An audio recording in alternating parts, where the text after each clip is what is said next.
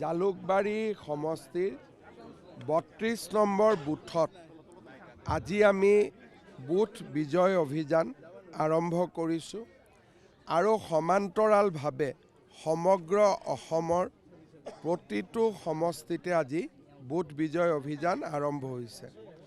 আমাৰ ইলেকশ্যন মেনেজমেণ্টৰ কমিটিৰ কনভেনৰ প্ৰধান বৰুৱা ডাঙৰীয়া আৰু মই আমাৰ জালুকবাৰী সমষ্টিৰ ৩২ নম্বৰ বুথত এই কাৰ্যসূচী আমি ৰূপায়ণ কৰিছোঁ।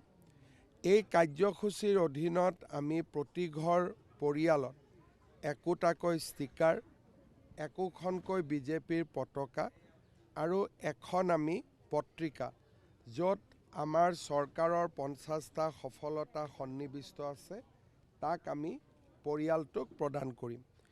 কিন্তু কোনোবা পৰিয়ালে যদি আপত্তি কৰে বা তেনেকৈ মনে দি তেওঁলোকে নিবিচাৰে, তাত আমাৰ কোনো কাৰ্যকৰ্তাই জোৰ কৰি এই কামখিনি নকৰে। এইটো সম্পূৰ্ণ ভলেণ্টিয়াৰী।